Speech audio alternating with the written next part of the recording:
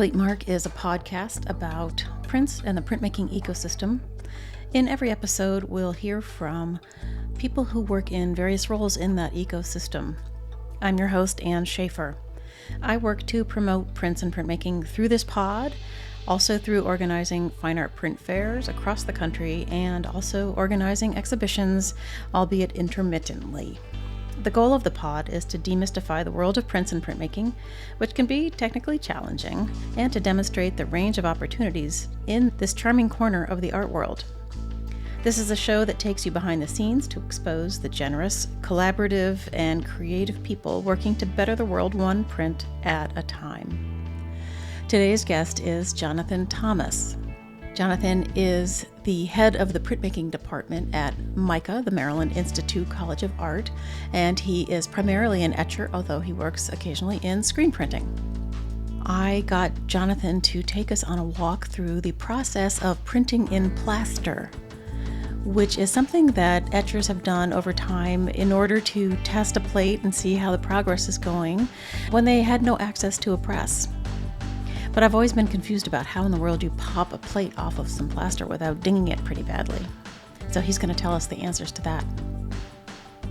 We talk about his multi-plate color works, which are unbelievably gorgeous, and we also talk about the narrative trajectory in those prints. We also talk about the critical role of experiential learning in the undergraduate setting, well, graduate as well, and we talk about MICA's Dolphin press.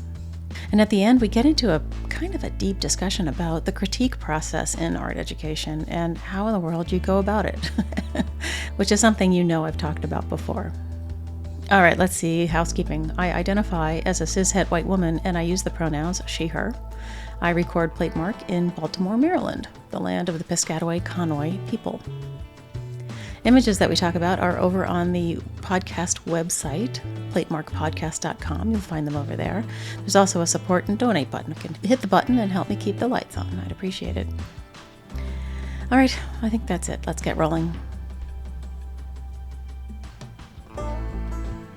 Jonathan, it is wonderful to see you. Thank you for coming on Platemark. I am delighted to be here. Thank you so much for the invitation.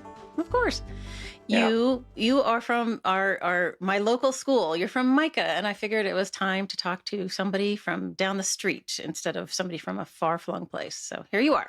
Introduce yourself, everybody. Sure. I'm Jonathan Thomas. I am an artist and teacher living in Baltimore, and I work at the Maryland Institute College of Art, and I chair the printmaking program here and work with a really spectacular team of other artists and teachers and a great staff, and we have a really big, robust printmaking program here. And Anne, you visited us many, many times. I have. And we've got some great teachers here and really proud to be a part of this program. And I've got a studio here in Baltimore that's just about a mile from the school. So I've got a pretty good situation between where I live, where I work as an artist, and then where I teach. And yeah, that's me. Yeah, I think people forget about Baltimore, in our string of East Coast cities. And the truth is it's, still pretty, you can do it. You can afford to live here, I think it's pretty special that way.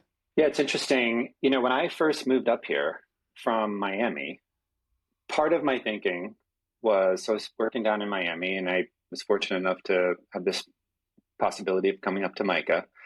My original intent was to go to New York and commute in because a lot of MICA faculty did that. Right. And at the time I made that move, I had my two close friends, including the studio where I shared, they were moving to New York.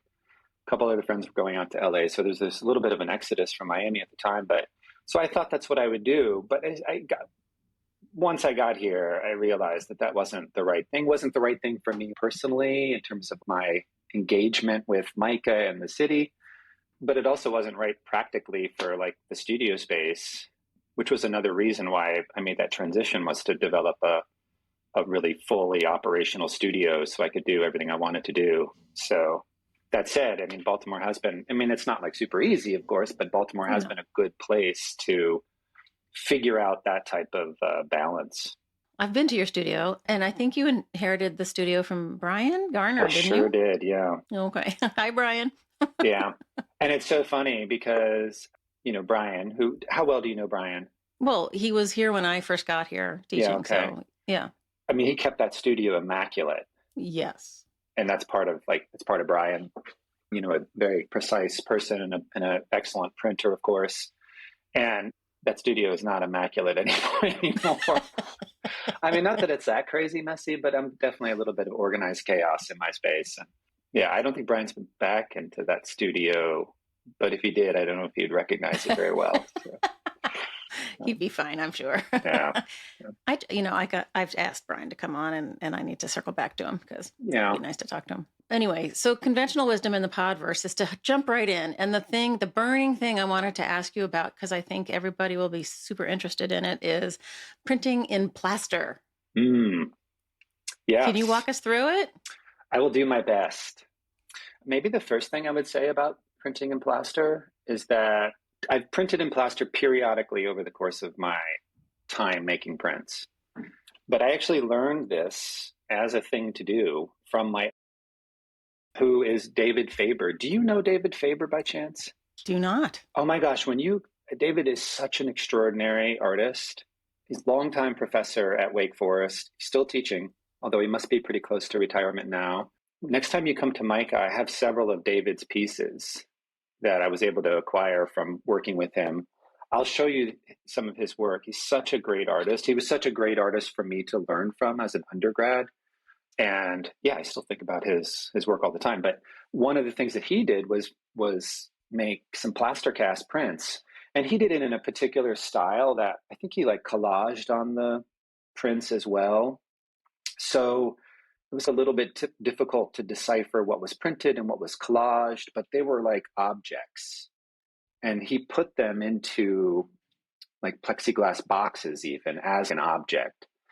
And that was just one of the things that he did. And so at some point, he taught us that as undergraduate students.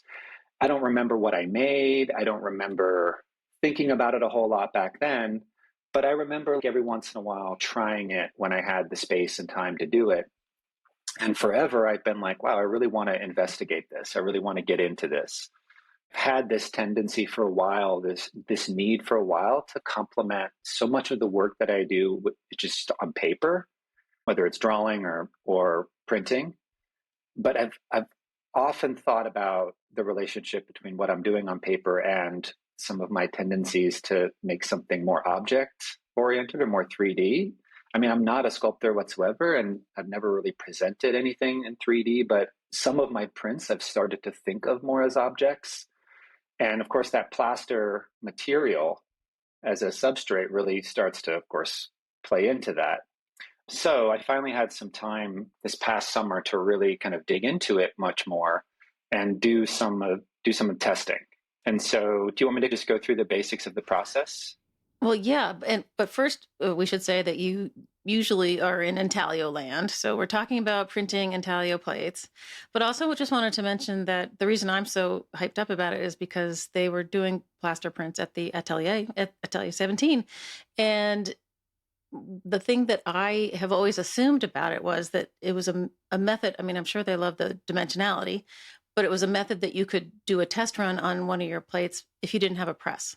That's exactly right. Yeah. So there's so many different aspects to it. For sure, there's the sculptural aspect, the object aspect, but there's the accessibility aspect as well. If you don't have an expensive press or some way of exerting a ton of pressure, the plaster process is a chemical process that will transfer material from one surface to another without that physical pressure. And it's pretty marvelous. I mean, it's pretty magical. And they look amazing. Yeah, it's the quality's just different.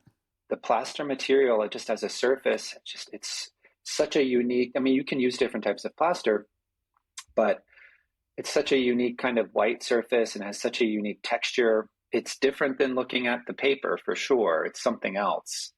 And if you have some degree of familiarity, I think, with etchings, and you look closely at some plaster pieces, yeah, there's just something peculiar about it that is striking. It does take looking at it in person. It's a little tough to see through a screen, and maybe, tough to see for someone that doesn't have some familiarity with etchings in general. But if you have some familiarity and you're able to see them in person, yeah, it's really quite special. So, and I've always known that. And so that's why I was like, oh, I need to spend time doing this. I need to spend time doing this. Because the other issue is that it's technically a little tricky. Ah. Yeah. So, all right, give it to us. well, without getting too technical, I shouldn't say that exactly. That there's two sides to that statement. It's pretty simple to just do it. It's hard to do it well. Okay. I guess. So here's what I would say about the research that I've done with plaster, with my work. What I was trying to accomplish was something that I think I haven't seen in other examples of plaster work. And as far as I know, Anne, it was invented at the workshop at Atelier 17. That wouldn't surprise me, but I'm not sure that's actually true. Okay. Likely, yeah, certainly all right. likely. Little tough to find history. That's like one of the first references to the process. Okay. What I haven't really seen is really, really precise transfers, like really good, rich transfers in plaster. Like it's easy to get a transfer. It's easy to get some lines. It's easy to get some information. But what's really challenging is to get really precise transfers through the process. Now, when you get it, it's really marvelous.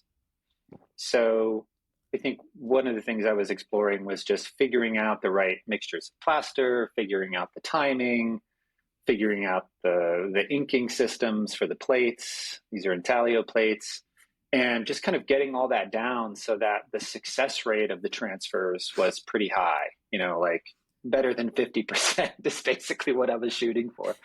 But yeah. But when you say the transfer, do you mean like the consistency of the inked lines? Things aren't pulling out in the same way, or yeah, what do exactly. you mean? I mean, just like on a press, when you're working with intaglio, you're inking the plate in a particular way, and then you're using a particular paper and you're using a particular pressure to get a certain result in the transfer. Part of the artistry of that is controlling that transfer. And I mean, there's artists that explicitly transfer ink in a way that's actually not 100%, based on how they ink it. They're using lighter pressure, or the way that they're inking it in such a way is not 100% of the information that's actually there. I mean, most of the time that's the goal, but not all the time. I have this thing all the time with my students. They'll take a really good impression of one of their etchings, and we'll be looking at it and analyzing it. And I'll be like, okay, let's go print this together again. And then we'll go print it again together. And then we'll compare their impression with the new impression. And it'll be just a slight adjustment with the ink and a slight adjustment with the pressure, and maybe a slight adjustment with the blankets or something like that on the press. And then they'll have a much richer print. And you would never know it. Like if you just looked at the first print, it would be fine. It'd be a nice image. But there's more there. And I mean, that's part of the magic of printmaking, of course, working with an intermediary, working with that material that transfers something. There's always residue left on that source, always, even when you have as much of a transfer as possible. And, then you take that away. And so that print is always just this recording. It's always just that memory of that moment. There are slight variations in there that, as you get better at printing and working, you can really, really control. So it's no different than thinking about all the different decision makings you have on the press. It's just the same thing with the plaster material. And there just isn't that history of people doing it a lot to know, like, what do I do here? How do I adjust this hydrocal? What percentage of plaster should I use to water? And what's the timing of it? But if you get all those things right, it really, through that process of casting that plate, it'll suck that ink off of that plate right into the plaster and just sit right there on the surface and have a real emanation to it. Really glows. Do you get the ridges, the line ridges? Yeah, you'll get some physicality, and I feel like you see that in some of the examples that exist more so than in my pieces, because all my plates are very shallow.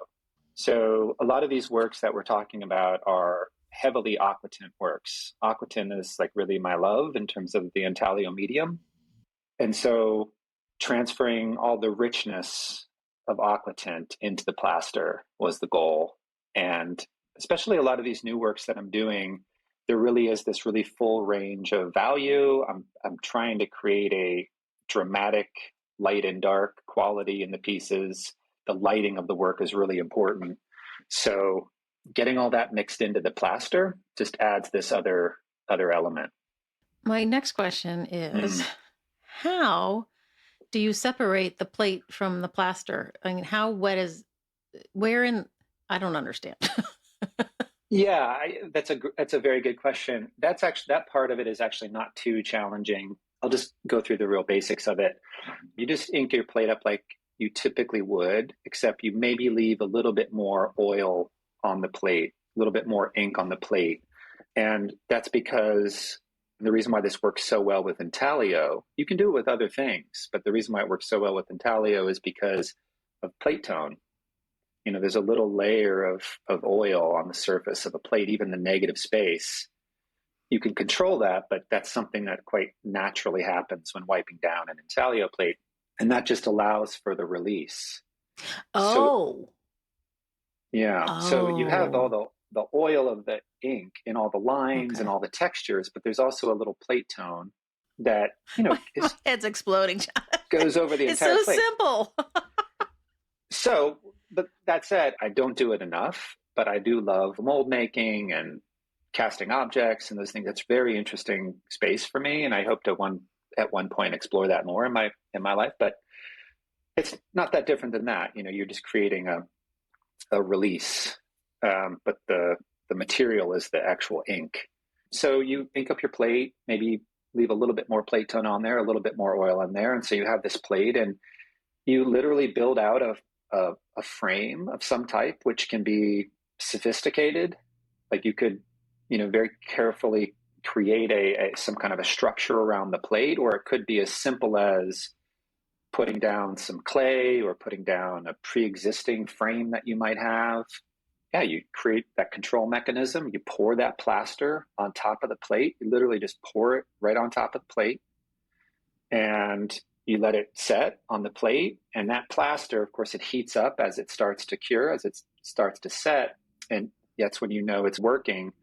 And you just time it so that you don't leave it too long and you don't cut it too early. There's like a sweet spot. And the plaster takes maybe, let's just say half an hour, 45 minutes. You pop off the mold, the frame, and you can flip it over. And the plate is embedded into the plaster. And so the question that you're asking is, how do you get that plate off? And you do have to carefully pick at the edges, but it will, in a relatively simple way, pop off. So that's not one of the harder parts of it, but it's a good question because you would think it would just get swallowed up into the whole thing. Or you would ding the plate mark. Yeah. Oh, you can do that. Yeah, right. Exactly. That does happen. Can't fix that. Yeah, that does happen. But of course, in some of the plaster cast pieces that I've seen, of course, they're digging back into the plaster. They're really turning it into like something physical and something very like a relief sculpture. And I don't do a lot of that, but I do curate at least a little bit the edge. And so if I did ding an edge as I was pulling the plate off, I would adjust it and try to kind of sand it out. And yeah, so super fun process. And so when I was doing this, the bulk of the work this summer, just set up the studio as a little bit of a manufacturing zone where I had 4 or 5 different molds in a row, and I was able to have 3 or 4 going at a time. So I wasn't waiting like an hour before I would know whether I screwed up or not. And which did happen a lot. But the other thing I know, because I have seen a couple of your things in plaster, they're not very thick. The ones from the atelier that you find on the market are at least an inch, if not 2. Yeah, I think that's one of those things, though, that it's like, well, I don't know any better. So that's the way it is. And once again, it's because there's not a lot of these that exist. There's not a lot of these out there. I've seen a couple of artists use plaster recently, and it's like, oh, that's awesome. That's great. They're making transfers in plaster. There's not a lot of examples out there. So I did these as thinner, the objects that I've been working with, the plates are relatively small, but I wanted the plaster. When I first was doing the casting, I was doing the casting pretty tight to the plate, but I wanted that plaster to be a part of the piece. I wanted that object to be a tablet. Mm. I wanted that surface to be really present. I wanted that margin to play a role in especially with the imagery that I was working with. I wanted that margin in that space to really frame out the intensity of the illusion of the etching with that subtle color and texture of the surface. And so I really tried to spread out that plaster.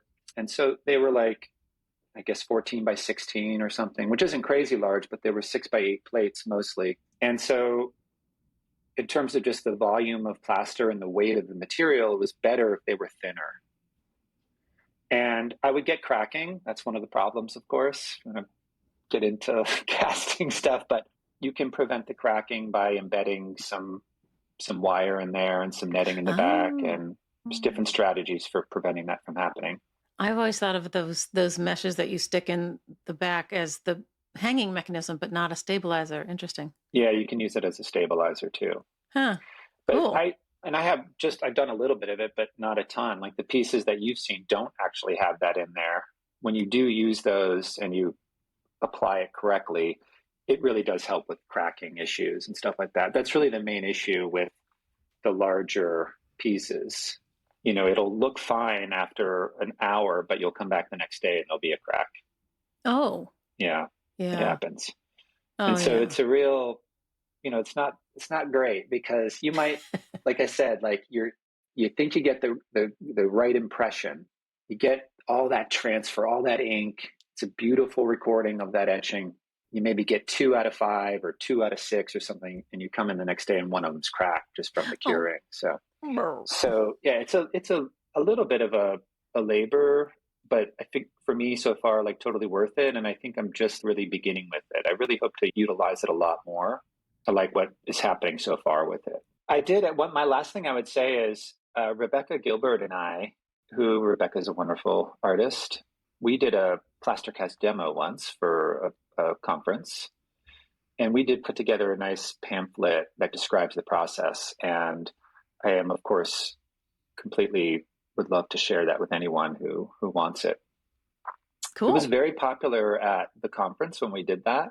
I bet. Because of the reason that you first described. It's a way to work with intaglio or etching without having a press. And they just are plain old lovely. Yeah. All right. So now that we've hit the big nugget, we can move on. So I always, the first thing I usually ask is, when did you figure out prints were your thing? And like, how does it all happen? That's the question. When did I figure it out?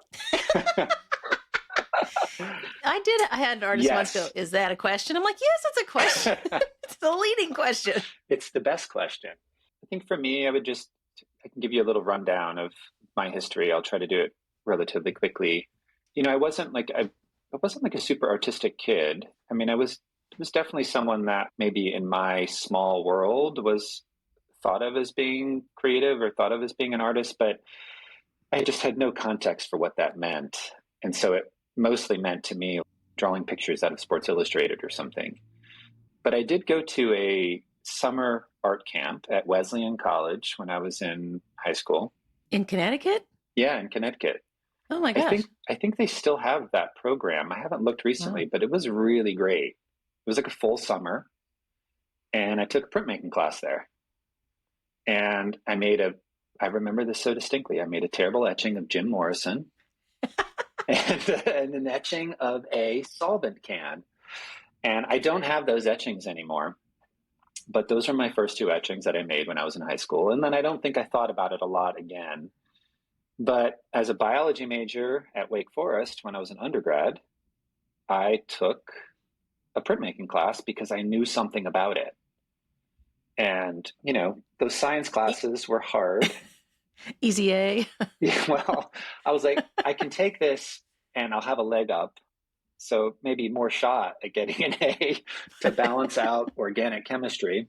And that's where I met David Faber and kept taking print classes. And The most influential thing for me, though, to jump to it, was after I had graduated, David had organized a portfolio called the Prairie Music Suite. He invited a whole bunch of really interesting artists, mostly, I guess, from the Midwest, from the prairie of the country in both the United States and in Canada, like the Canadian prairie, and invited them into Wake Forest over the course of a year, kind of one at a time. And they produced editions with the students, like crazy project. At the time, I thought that was like not that crazy. But like now that I'm a teacher and I think about the logistics of organizing that and the work involved in doing that, I would never do that because it would be too hard. It's hard to do one. And we of course have done that, but that's a challenge. But Karen Kuntz was an artist, Warrington Colescott was an artist, Francis Myers was an artist. So many, Derek Besant, Jim Westergaard, Gwen Frank, just these great artists that came in and I got to meet, I got to edition their works with them. And it was specifically working with Warrington Colescott, wiping a plate where I first hand wiped a plate. Of course, I hand wipe all matching plates now in a particular way. And that was the first time I did it. And working with Gwen Frank, who made these incredibly delicate aquatint layered prints, that's where I first learned how to double drop a plate, or first learned how to print 3 plates and register. And so it was just that experience that not just provided me like this really interesting, I guess technical foundation is one way of putting it, but more like this interest in understanding how a process relates back to an idea, which is, such a big part of printmaking. It was where I first really started thinking about that. But then also just kind of, meeting these artists and interacting with them and getting a sense of their different personalities and what it meant to collaborate, which is, of course, another big part of printmaking. So I had this experience at a pretty early age. I was just out of undergrad. And so instead of going a different route, that's when I decided to commit to being an artist myself and, going off to grad school. And really got into intaglio primarily from there. Has been a medium that I've just done since that time consistently. The thing that's running through my mind, of course, is this was such a formative moment for you, this working with all of these different artists. And when you said we couldn't possibly do it, I'm like, but that's the thing that hooked you. Yeah, absolutely. Give it to someone else, do it again. Yeah. We do very much try to create those experiences. It is absolutely true as a teacher. You hear a lot about experiential learning today. If you're a teacher, that is something that is being talked about a lot. But of course, experiential learning and what that is has been happening forever, just maybe without a name. But it is that type of learning that really does stick with the students. And, that's always the goal. Like, it's one thing if somebody learns something through some engagement in a classroom that is like a directive from the teacher. But if they're teaching themselves within a structure that engages them with the world, those things are going to stick in a different way. And so you do try to get that into your classes and get that into your curriculum as much as possible. That's the way that at MICA, of course, we have the Dolphin Press entity that has done a lot of great projects with visiting artists, and students have done a lot of great work with those visitors. And we've had, a great time doing those, and we're looking forward to continuing that legacy moving forward. So I totally recognize that is indeed the case. Those are the moments that stick with you. And I am a testament to that. Right, of course. Yeah. The thing that's so hard about it is that, I think Dolphin Press has been pretty quiet in recent years. But if that's the thing that's so good for the students, like, you just want to go beg the, administration to support it because it's such a good tool for you. Yeah, it has an incredible history. Originally that press, I'm not the perfect person to describe the history in great detail, but that press was originally, really rooted in the letterpress studio and in the creation of broadsides. So there was a lot of collaboration with poets and with writers artists that were creating these text image relationships and building on that broadside history. And we've got that great archive. After I got here, and I, of course, through Gail's leadership with the press, Gail Deary's leadership, the press became, I believe, more collaborative to different types of artists that were coming in. And, we've done some great projects with some really interesting artists this past decade. We eventually pulled it into a class, and we're running the press through a class, which was really interesting. Eva Wiley, one of my colleagues here, ran a couple of really great classes with some interesting artists. And so, we are figuring out a new formula for Dolphin Press moving forward. And it's for that exact reason. It's so valuable as a teaching, tool or a teaching entity, but also great for the artists that we invite in. Artists love making prints. The things that I've learned through all the different collaborative printing that I've done is that artists love making prints. All artists, they just love it. Give an artist an opportunity to make prints and they jump on it. So, yay. Yeah. Cheerleader. Come on in, people. Yeah.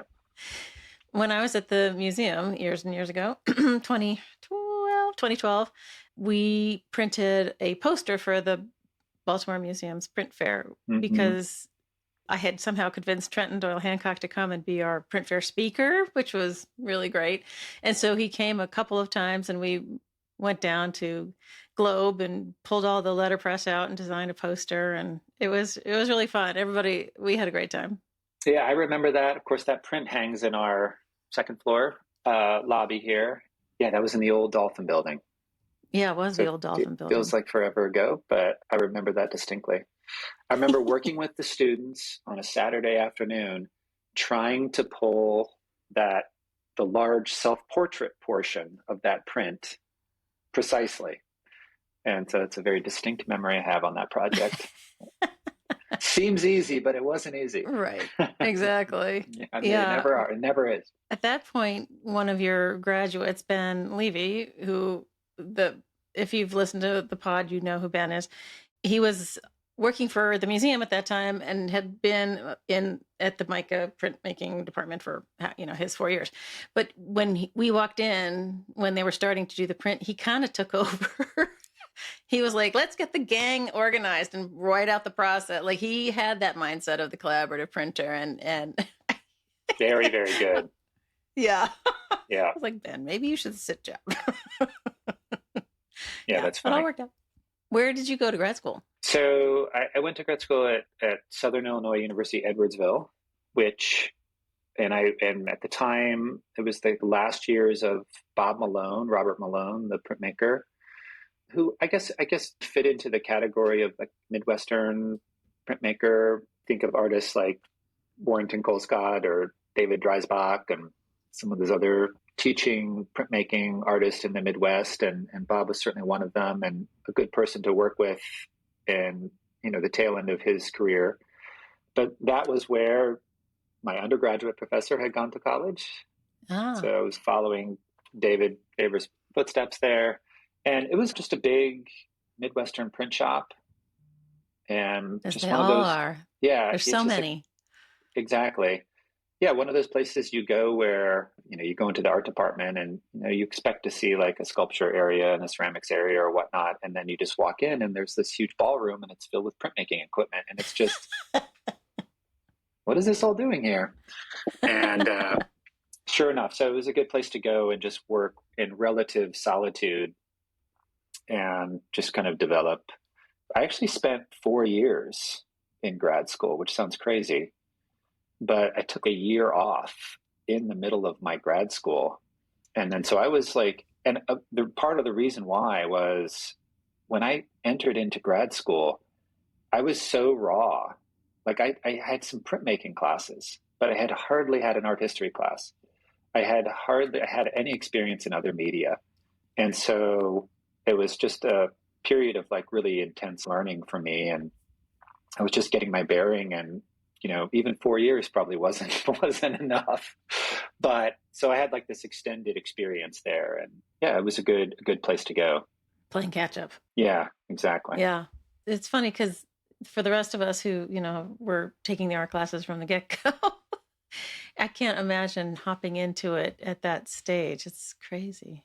Yeah, I mean, I wonder how common that is today. Probably not I don't as know. I don't common. know. I feel like this was in a little bit of a different time.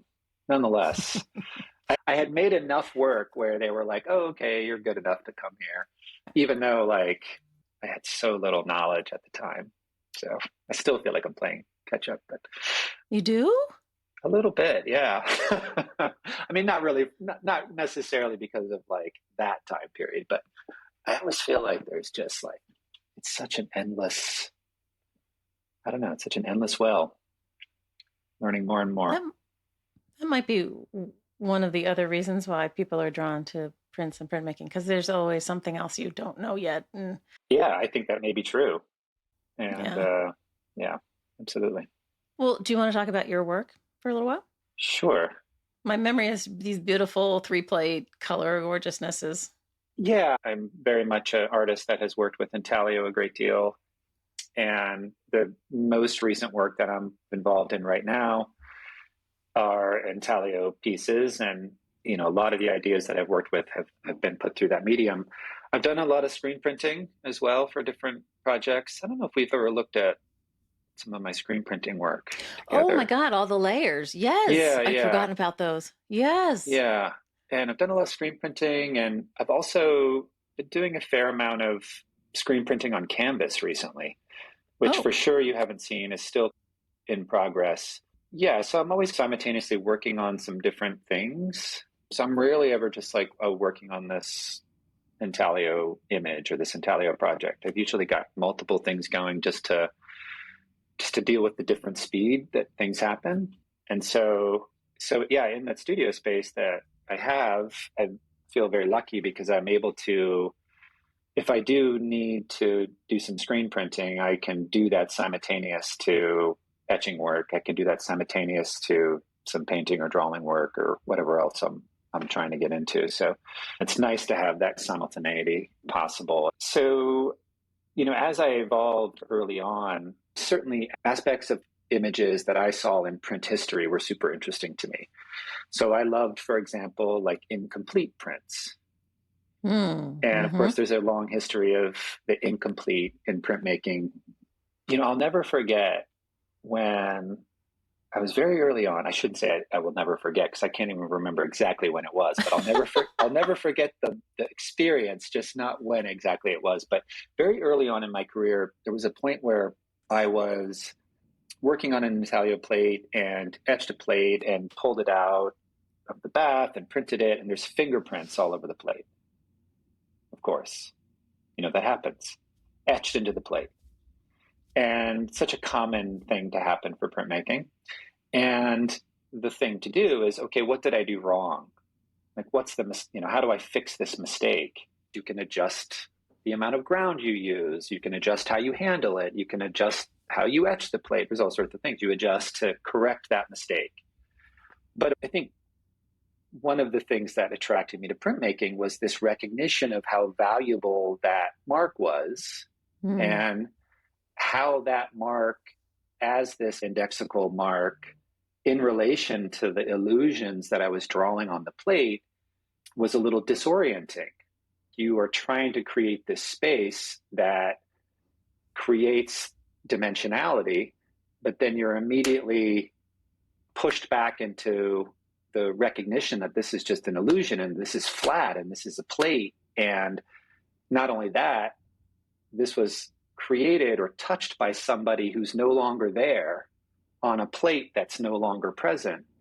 And so Ooh. experiencing that and realizing that there's something there was super valuable for me early on because I liked thinking about memory and I liked thinking about my own personal navigation of the world and environment and relationships. And I liked making work about that. And it just seemed like a material and a process that could get into that kind of sensitivity would be valuable. And having that intermediary, having that time and space consideration with that intermediary, recognizing the tension between the flatness of an image and the illusion of an image, something that really captivated me. So a lot of my earliest work, I was really thinking about that space and thinking about like incomplete images. And so I was drawing objects and figures, but only partially. And I think they had an air of kind of mystery to them and an air of uncertainty to them. There was some layering, of course, that I started to incorporate into it. That was the foundation of my work at an early stage. And eventually that evolved into being more explicitly narrative. And not necessarily as like the direction I was heading, but just based on different ideas that I was working with and different things that I wanted to focus on. And yeah, I loved that aspect of printmaking. Of course, there's a huge history of narrative in print and the literary print and storytelling in print. And it's something that I, really appreciate. Although I would say I don't really think of myself as being like a storyteller necessarily. I like relationships between images. And so I like comparison and contrast. I like, the way things might visually interrelate, the way things might conceptually lead into one another, but not necessarily in the creation of the fluid story that is logical. So I do feel like with some of the narrative works or some of the more recent works that are more explicitly narrative in comparison to some of the older works, they are structured differently and they appear different, but they have a kind of an anti-logic to them. Like the logic is not complete. They're a little surreal. They're a little dreamlike. In the earlier prints, there maybe is a stronger tension between the relationship to the flat space and the illusory space. And in the new work, there's a little bit more of a tension just between the different elements within the picture. That's probably a pretty good way of describing it without like looking at the pieces Well, right. themselves. Well, we'll have some images up. Yeah, absolutely. Yeah. Maybe the other thing I would say about some of my early interest in work, of course, I love versions of things. I love variations of things. And that's such a printmaking thing. Once again, to go back to using the intermediary as a device, that's a long, rich history of variations and print making. And I think it's certainly a meaningful area of exploration as we have made this transition between analog and digital, and the way that the meaning of images have shifted so much and become so complex, and the memetics of the world. But, within print, just the ability to create these variations where some of the information stays the same and some of the information disappears, I think that's a really powerful tool as well. And so that's been a foundation of some of the work also. But yeah, I think so. And I forget the year it was, the last time you were in the studio. Oh, it was probably 2016, if so it's 17. It's been a chunk of time, but I think at that time I was creating like a lot of images in like grids. They look like comic strips, were not linear. Yeah. Yeah. Yeah. And I think that at least at that time, that those images where I was gridding out little scenes, that led to this portfolio of prints that I made in subsequent years called Signs. And I don't know if you've ever seen that portfolio. It's something for us to maybe look at. But that portfolio explicitly, I think, was about a type of discrete story in which I was really interrelating images consciously. Once again, it wasn't like a fluid story, but it was a kind of a reoccurring character in some different scenes. And there were these visual relationships between the images, and there were these object and subject relationships between the images. Each of the prints in the series interrelated to one another based on certain signs within the subject matter. That project came out of earlier work where I was doing much more extensive gridding out of things. So the gridding was reduced, but still present, and I think a little less comic looking. The work cool that you comic looking. Let me just say. I mean that positively, but that was the relationship from the work that you had seen into the work that came after. Those drawings that I was putting on the plate that I think do have kind of a comic styling to them, yeah, they came from just one of my drawing practices, which is, and I still do this today, and I've been doing this for years, I draw in those type of animation cells. I draw in those grids. So a lot of my drawings that I make when I'm just flowing to get into like a creative space will be in grids. And for some reason, that's just been a tool that's really helped me to get ideas out, as opposed to drawing in a sketchbook or drawing in some other way. Having that grid structure, a part of it is just like, working through an idea, working through a drawing right next to one another and seeing those variations has been really helpful for me. It was just translating that into intaglio and having a lot of fun with that. And then, of course, that was getting matched up with this process of three-color printing. I was using yellow, red, and blue, much like a comic printing style, but I was not printing the black. And I was just using the combination of the yellow, red, and blue to create the darkest elements of the work. But it's a pretty interesting effect. You get a pretty rich array of secondary and tertiary colors. The fact that there's no black in it is also really interesting. It's like all of the lights and darks are all created just from color mixing. So even the richest areas of the print it really ends up being just like a deep brown if you look at it. And I think it just infuses the work with not only the feeling that it is kind of derived from like a comic aesthetic, but it's something different altogether. And just the fact that they're printed in intaglio is unusual, because necessarily think of like a comic type aesthetic as being put through an intaglio medium. True enough, yeah. And one of the things I liked so much about that science portfolio when I made it was that the drawings for that were very quick. A lot of this drawing is very quick. There's 9 prints in that project, and I drew out the entire project over a weekend. Relatively quick drawings, but the project took me 9 months to make. Right. Because each print, once the structure of the print was laid out, the development of it took 2-3 weeks on the plates, and then the printing and the editioning, and then the whole thing took almost a year to finish. But there was something about that ended up being really important to me. Like, I was taking these pieces and these ideas and these drawings, these things that happened very quickly, and then pushing them through this really slow process. So you end up as an artist spending a lot of time with these simple images, and there's a complexity that happens through the development of them. It's quite peculiar to look at those original drawings and the impressions of the plates without the development and think about that time of the initial structure and then the time of the finished print. And so I liked doing that. It was a little anachronistic. It was like I was taking this thing that could just be pushed out into the world very quickly and forcing it through this traditional, slower process that yields something that is subtly unique in its kind of aesthetic potential or aesthetic power. So I think the grid, I would love to draw in little boxes. Like, that sounds so appealing to me. And I think the big open white page is really intimidating. This gives you a little compartment where you can just do something very simple, blocking of form or whatever, and work it through later. It makes total sense to me. yeah. And also, when I was younger, so my father worked for a paper company, and he worked for Hammermill Paper Company. Oh my God.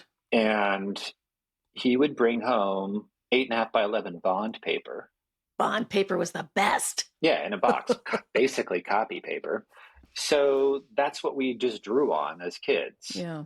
And not that that's gridded, but it's small, and importantly, it's not in a sketchbook. So like even today, whoa, hold on. Wait, I talk to artists about their sketchbooks a lot, and yeah, okay. Everybody has a different thing about the sketchbook. Yeah. Many of whom are like, I don't keep one and I feel I should, and I feel like I'm a bad artist. Say more about the sketchbook part.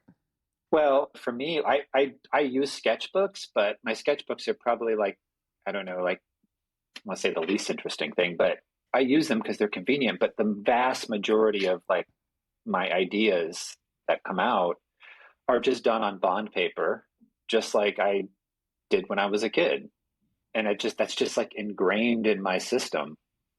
And so in my studio, I have bins that are just filled with 8.5 by 11 paper where my sketches are. So they're not bound together. And I don't think that's super unusual. I think there's definitely other artists that do the same thing, but it's interesting for me to relate it back to that experience as a kid of just what I had access to and what I became comfortable with. So, yeah, that's my sketching structure. Yeah, several artists are like, well, I just write in my sketchbook. There are no Yeah. images. It's all ideas, written down. Yeah, there's a lot of that. Yeah. Sometimes you get closer to the idea faster by describing it with Oh, text, with words. interesting. Yeah. I feel like a lot of artists have a hard time composing in words. Yeah, I mean, I'm sure that's true as well. I mean, probably quite common for an artist to say, I'm a visual person, I'm a visual learner. I also think Yeah. some artists are shockingly good writers. Yes, absolutely. I mean, that definitely exists. Yeah. And there's a reason. Yeah. I wonder what that connection is. Interesting. I don't think I'm one of them, but they do exist. Yeah, for sure. So the work that you're doing now, from what I can tell on your Instagram, is basically black and white. So you've dropped the 3 plates. What happened? Yeah, good question. 3 plates are really hard. Okay. No. That's totally fair. No, I think that's not wholly true. It's funny. I think I was working for many, many years with that 3 plate technique of mixing those colors and creating these full color images that had a particular, color feel to them that operated in this way that I liked. But at some point I had a yearning to just create in black and white and try and get as much out of the grayscale as possible. And I love, of course, noirish prints. I love a beautiful Martin Lewis etching and a Edward Mm. Hopper etching, and love the power of the light and dark in those works. And so I started trying to see if I could create the space that I wanted with just a single plate. Part of the thing with working with 3 plates for me is you can correct something on one plate with another plate. And then you can correct that second plate with the third plate. And there's just a way that operates that's quite nice. But it's almost another limiter to be able to be like, oh, I can't use this second or third plate to fix this other thing. And you have to just do it all on this single surface. So it's a little bit of a challenge in a way, that as opposed to being easier to get at the image. So, and it's not uncommon for me to completely redo a plate. I mean, I'm Oh, sure that's true of other intaglio artists. I'll spend a good chunk of time on a plate and not be able to get it and not be able to correct it, to have to start over. so scrap that plate totally. Yeah, it Oh, definitely wow. happens. And it's frustrating when that does happen with intaglio, but I mean, that still happens, of course. And I feel like that happens less when you're working, at least for me, it would happen less when I'm working on multiple plates, because of that ability to like, well, I can might not be able to fix it on this plate, but I can fix it on this plate. And the most recent images don't have any of a grid construct to them, but they do have a loose framing to them, which is a continuation of the earlier work. That loose framing is a pretty quick gesture. And I really liked that as a kind of a compositional tool, or as a compositional decision, because I felt like despite the intensity of those images, it gave them a type of ephemeral quality, as if it was a piece of paper you could almost grab and crumple up, or as if it was like floating or something like that. You lose the rigidity of the window and just loosen it a little bit. You let it flow a little bit, and it just becomes something slightly more fleeting. And I liked that quality. At least that's the way that I'm thinking about that structure to those images. Do you think it makes the paper seem more at one with the image when when you're not that aware of the window like that? Does that make sense? Yeah, I mean, well, I think it just makes the image itself seem a little bit more malleable, Okay. like it could just disappear off the page Okay. in a way. Huh.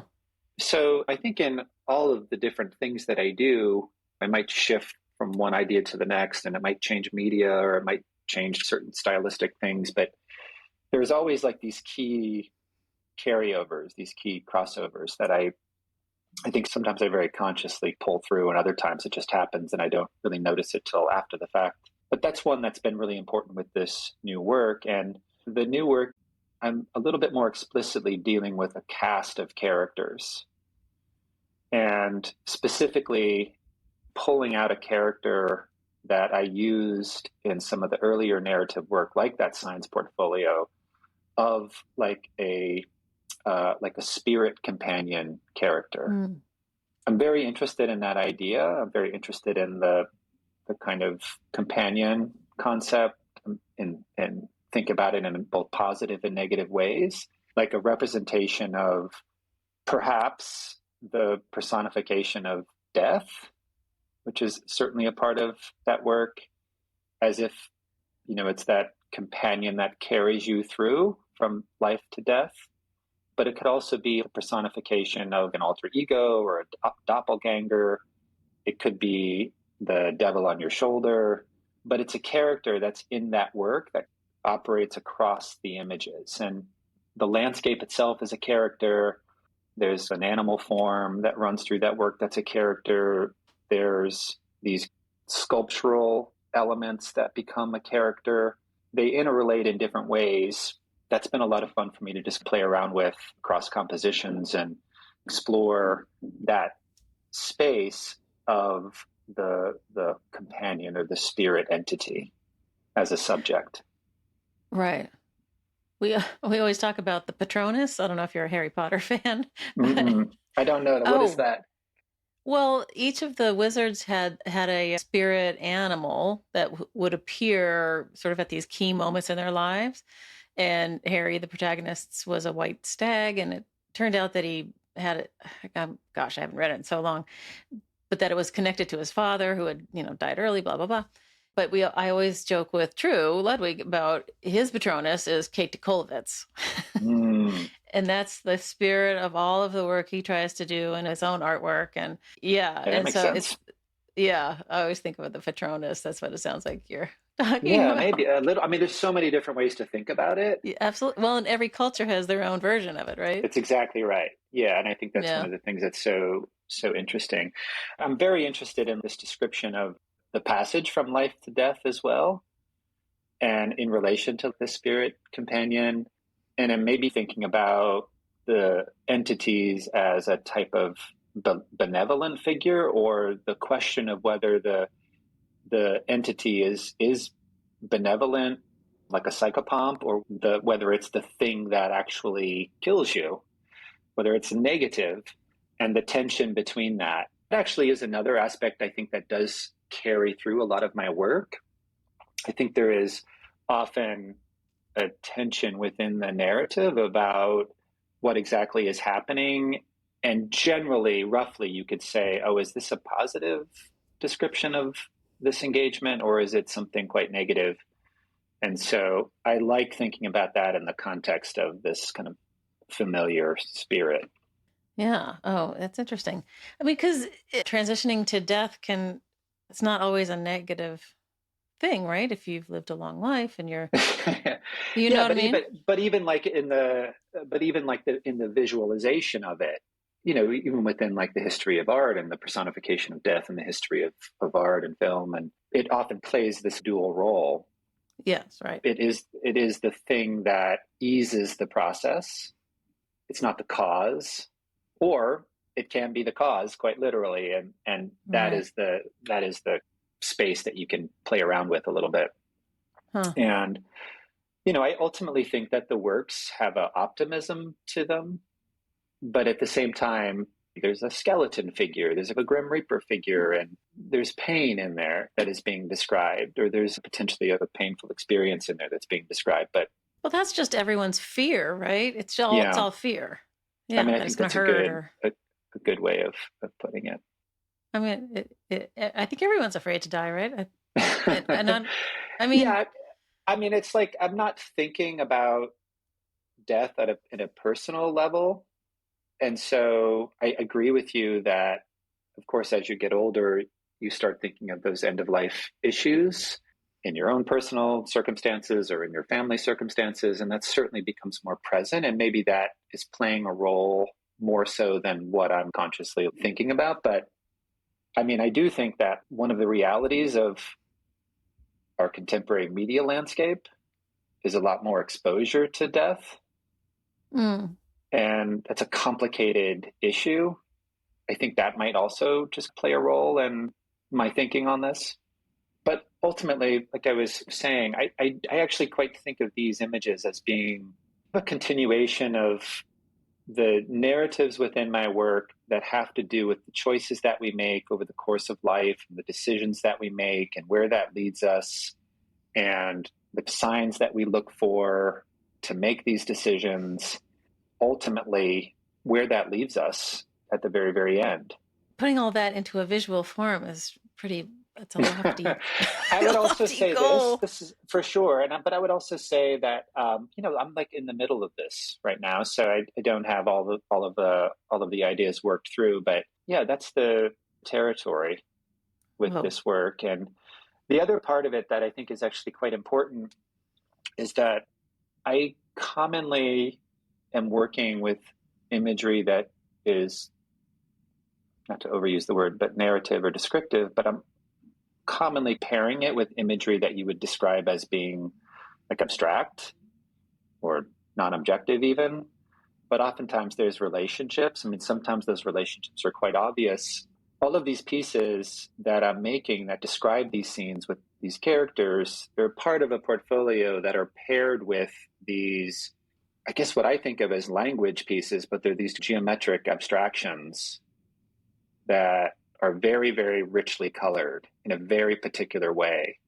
The way that I'm thinking about these in relation to the subject of the spirit companion is I'm thinking about it like a type of language that has a technological component to them. Like they're kind of futuristic, indecipherable as this futuristic language, representing this unknown space, which would be what happens after, what happens after you die. So they're companion pieces, these narrative works and these abstract works, and they go together, hoping I can fully work through that. I mean, it's a fully formed idea for a large body of work. Mm-hmm. Did you wake up in the morning and go, I've got the idea, where to, don't let it go? Or is it just sort of a slow, how do you Yeah, come up with it? that's such a good question, because I would say for me, the vast majority of what I do, I discover through the making. And yeah, The meaning follows the making? well, it's messy, but for me, I'm not someone that does a lot of upfront research and then executes an idea. I'm someone that I have to make. I think printmaking is a great process for being that type of artist, because there is all this interesting time and space working on the matrix, and there's so many different points where creativity and change with your ideas can happen in a process. But especially with a body of work, I'm definitely someone that pulls out meaning throughout the course of what I'm doing. And I do feel like I've been pretty fortunate with the different projects that I've done, where like I've been able to reflect either back on the project or the things that I've made over the course of a project, and pulled things out that made a lot of sense. I do feel like I've made things that just ultimately I couldn't wrap my head around in terms of why I made them, and maybe they get scuttled or whatever. The vast majority of what I'm doing, it's definitely through the process of making. But I do think I work hard throughout that process to put definition to it. And yeah, that's generally how I would describe what happens to me. And it's very true, I think, with this most recent project, although I'm about finished with it, I fully expect a lot of how it's functioning and how I think about it and talk about it and write about it won't happen until I'm completely done. So, yeah. Which I also don't think is too terribly unusual. No, I think you're right. Yes, I've talked to a lot of people who are like, well, it wasn't until 15 years later. I was like, oh, that's what right, I was exactly. doing. Yeah.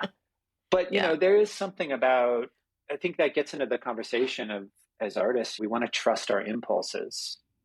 That's one of the big challenges. I mean, sometimes I feel very confident in my impulses, but then you go through stretches where you stop believing in your impulses. And I think a part of being a successful artist is to be able to fight through those stretches of time where your impulse isn't functioning the way that you want it to.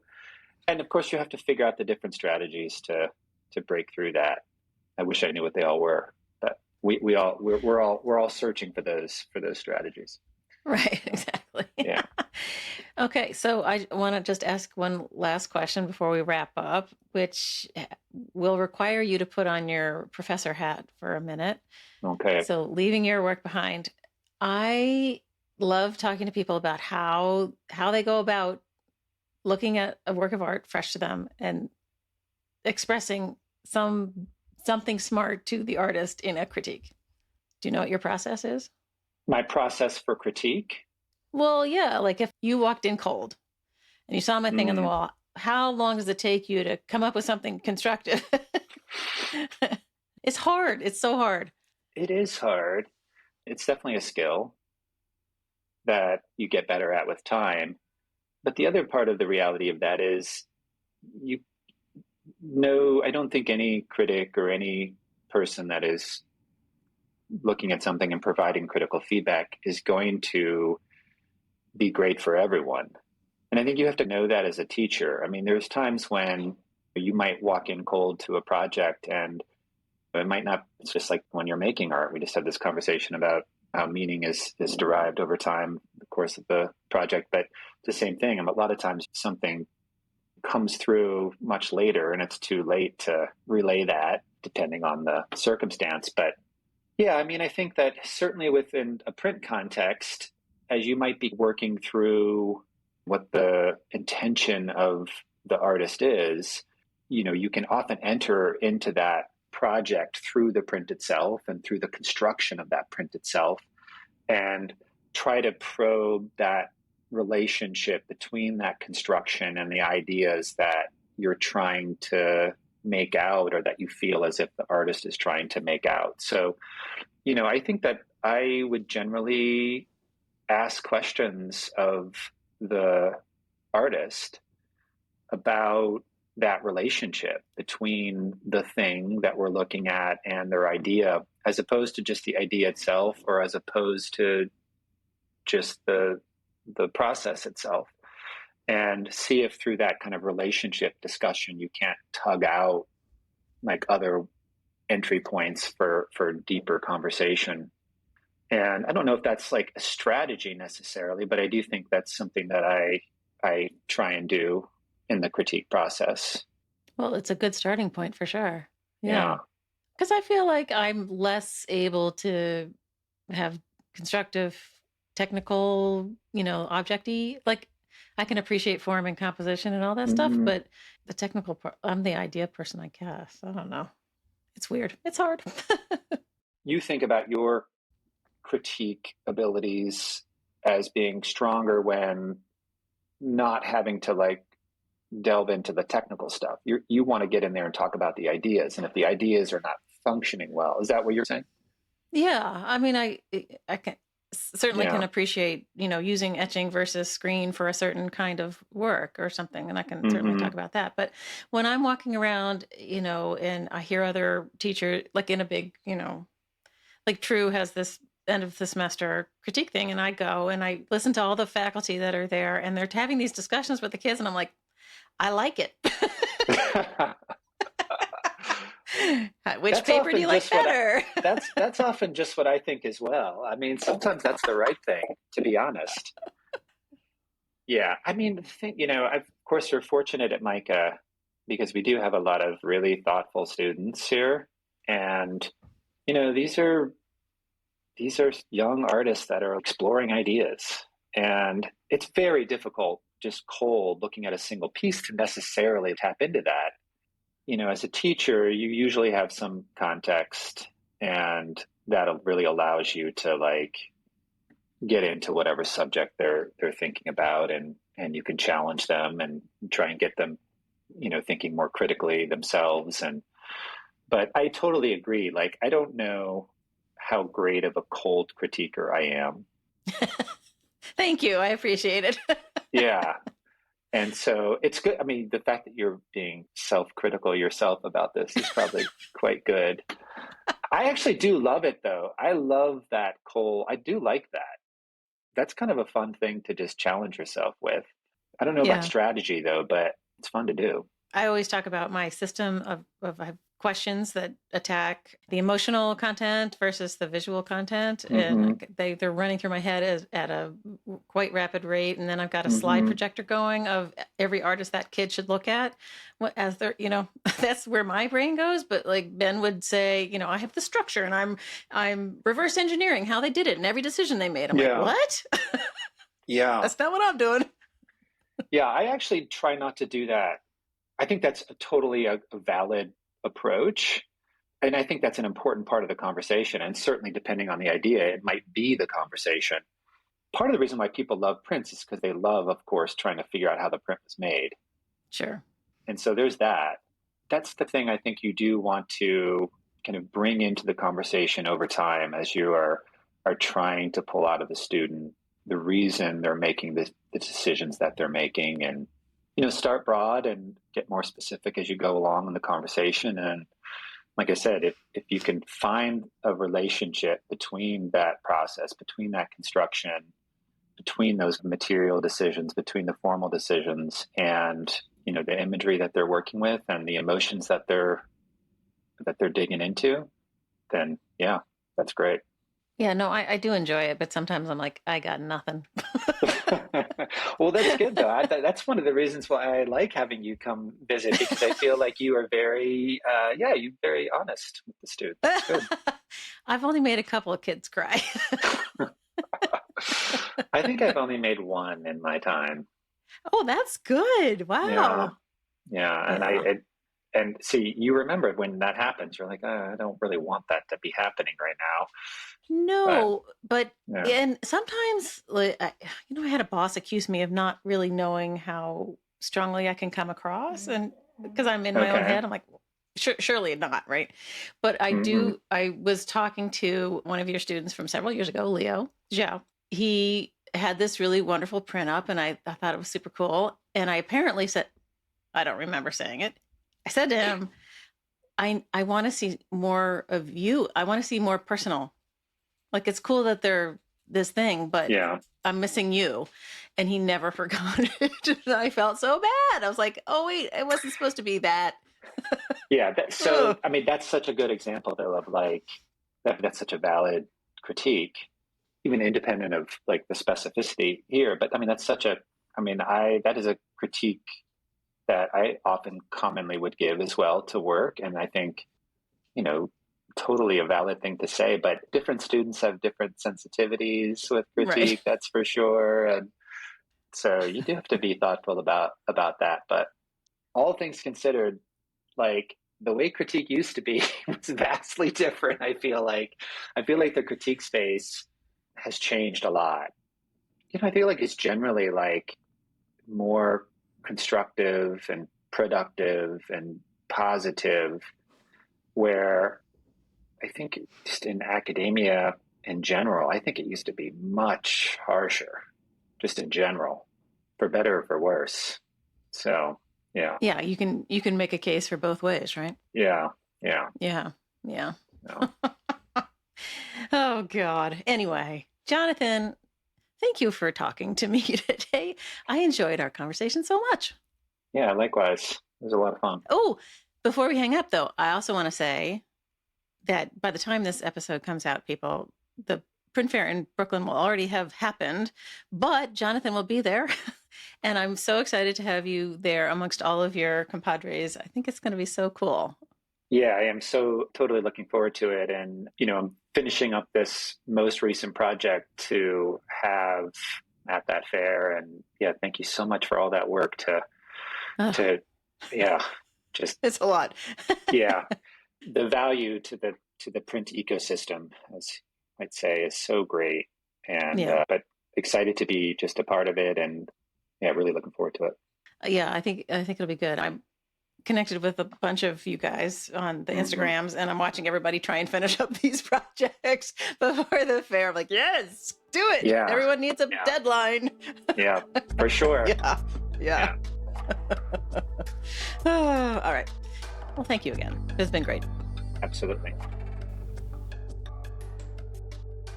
Hey, everybody. Thanks for listening to this episode with Jonathan Thomas. He's a delight, and I love both his work and his working ethos. Thank you to Jonathan for being a great guest. Thank you, Jonathan. And also, as usual, I have to thank several people. One, Dan Fury of Extension Audio for being my sound guy. Thanks, Dan. And also Uncle Michael Diamond for the use of his original music. And lastly, one to Skip Barnhart and Lee Turner, who sent me sounds from their studios that I use at the top and bottom of every episode. Images are over on the website, platemarkpodcast.com, and also over there you can do a couple of things. One would help me out a lot, which is to answer the listener survey. That will help me guide the direction of the pod in the future, and also you could hit support and donate and help me keep the lights on. It's a labor of love. I've said it before, and I'll say it again. All right, I think that's it. We'll see you next time.